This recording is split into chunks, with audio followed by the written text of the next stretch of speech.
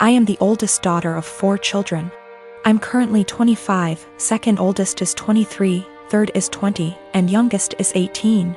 When I was 8 years old, my mom had an affair with a family friend. I, being the oldest, has remembered most of it, and my younger siblings only remember growing up with our parents co-parenting.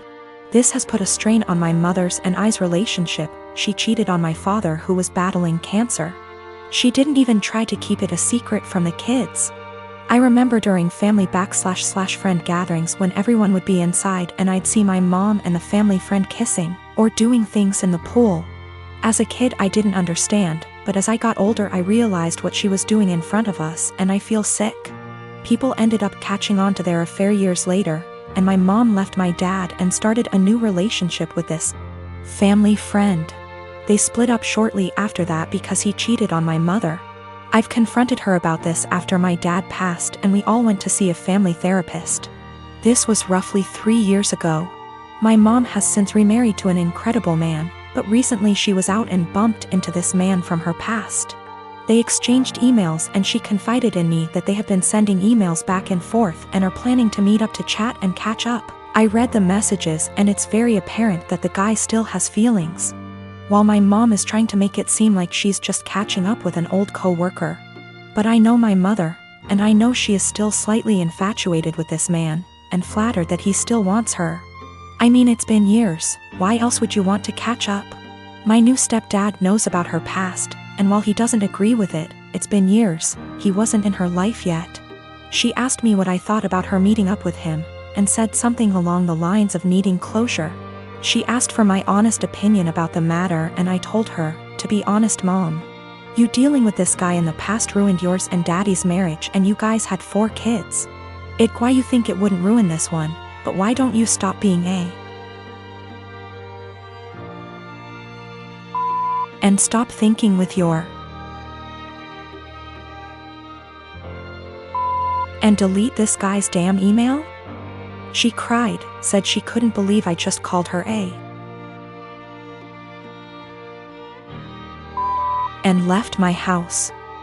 We haven't spoken for a few days. Today, I got a call from my siblings saying I hurt my mom's feelings and whatever happened between her and Daddy's marriage was between them. I disagree. I had to witness my mom cheating on my father. I watched him die in bed while she was off to God knows where with this man. She asked for my opinion, and my opinion is that she's selfish and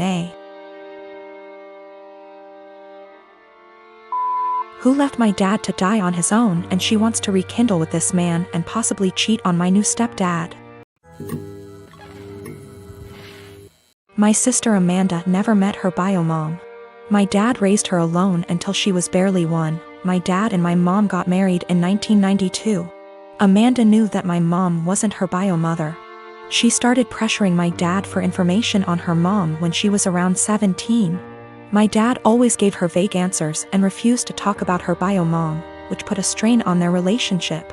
Enters our uncle and revealed the family secret. Apparently, Amy's mom wanted an abortion. She was 19. But my dad and his parents were able to bribe her. They offered her money if she followed up with the pregnancy. And she accepted. My grandparents sold one of their houses and gave her half of that money to Amy's mom when the pregnancy was viable. And the other half she received when she waived her parental rights over Amy to let my mom adopt her when she was 4. My uncle wasn't supposed to tell her that. My grandparents were furious. Amy stopped her crusade to meet her bio mom, and her relationship with my dad went back to normal. Amy never mentioned her bio mom again. Dad got her into therapy after that. A month ago, Amy found out that she was pregnant. The pregnancy was an accident. She switched birth controls. The problem being, Amy is about to start her surgical residency and her hours are insane. It is basically impossible to raise a baby while working in that rhythm, so she wanted an abortion.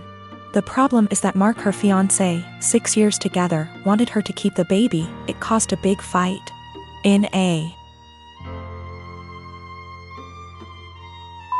move to convince Amy to keep the baby, Mark told Dad about this. Until that point no one in our family knew about this. Dad talked with her and they got into an enormous fight.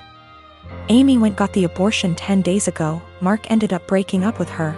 She is obviously really sad. My dad was acting like a jerk. He was pretending that Amy didn't exist. He didn't want to talk or see her. So on Christmas Day, we were exchanging gifts. When everyone had already finished giving each other gifts, Dad got up and gave Amy her present. He gave her an envelope in front of everyone and told her to open it. It was 3 pictures with something written on the back, a name, an address, and a phone number. Dad told her that he was tired of babying her, that this is a photo of her bio mom and her 2 sons. That was her bio mom address, and that he contacted her bio mom and she is willing to speak with Amy. He gave her Amy's number. Dad thinks that they will have a great relationship since they are so similar. Amy broke down crying. I ended up in a fight with Dad, called him a monster for doing that to her. He just said he was just tired and left. We ended up leaving and she spent the rest of Christmas crying on my shoulder. She is a mess since that. My younger brothers called me a Grinch for making a scene and ruining Christmas. My mom was silent during the whole thing. My parents have been giving me the cold shoulder since Christmas. I have been living with my new wife and stepdaughter for about 6 months now. She's 19, almost 20, and I have 3 sons aged 18, 16 and 15. She's a really good kid and she's a good influence on my sons. I really enjoy having her around. My wife and her daughter moved into my house and sold theirs. My stepdaughter's father isn't present in her life, nor is my son's mother. All 4 children share a bathroom. My sons have never lived for a long period of time with a woman, nor have any of them had long-term girlfriends. They had short visitation periods when they were younger but never longer than an hour. So living with 2 women has been unusual for them. My eldest son, 18, came to me last week and told me that his stepsister disposes of her used sanitary products in the trash can they share, but doesn't use toilet roll or sandwich bags to disguise what they are, and it makes him uncomfortable, which I think is reasonable. My sons are teenage boys and don't want to see their stepsister's period products on full display. A few nights ago I went into the kitchen to grab a snack and she was there doing some work for university. My wife had mentioned that she knew she was on her period, so I took it as an opportunity to have a word with her. I told her my sons were uncomfortable and asked her if she'd mind putting her used products in diaper bags or flushing them down the toilet. She laughed and told me it was rich coming from a man who sheds like a gorilla and has produced 3 skid-marking sons, which I thought was just an unnecessary attack. I've been nothing but nice to the girl and it's hardly a comparison. My sons shouldn't be subjected to her unhygienic products if it makes them uncomfortable.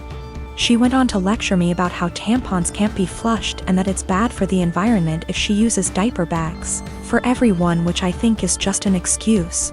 I called her a scruff and told her that this was my house and that what I say goes. I later asked my wife if she could have a word with her and she told me I was being ridiculous and that her daughter has had her period for 10 years and knows what she's doing. When I told her it was making my sons uncomfortable, she said my sons needed to get a grip and turned over and went to sleep. This is a genuine issue to me and she didn't care enough to have a discussion about it. I asked my stepdaughter again in the morning and she did the same as her mother, completely dismissed it. Both of them have told me to stop being so silly, but I don't see how I'm being unreasonable when it makes my sons uncomfortable. I have 3 children, the oldest being 16M. For my birthday last week my son went out and bought me this swinging hammock chair that I had been wanting for 2 years, and it cost him quite a bit of his saved money, which I fully intend to put back into his bank account so he can continue saving. He was so excited to see me open this gift and couldn't wait to help me set it up. I told him he shouldn't have, that it was a lot of money, and his response was, "You never get anything nice. I wanted you to have it." And it was true. I usually don't get anything for my birthday or Christmases outside of Tupperware or soaps. So it might sound stupid, but I have cherished this swing ever since he got it for me. Especially where I finally have something nice that's mine. My sister-in-law comes over once a week to see all of us and she immediately headed straight for my swing, which my son hooked up on our deck. I told her to please not sit on it and she said, "Is there a weight limit?" So I told her yes, 250 pounds, and I even showed her the box to confirm. She was not upset about this. She just said, "That's a bummer. They need to make something capable of holding us big girls." I simply agreed with her and went about my business. At this point my husband shows up from work. When I went inside to grab us some drinks, her and my husband are talking on the porch, and not even 5 minutes later I hear a loud crash. I go out and sure enough she had sat in my swing and the crochet netting around the hook snapped on one side, causing her to fall right on her ass.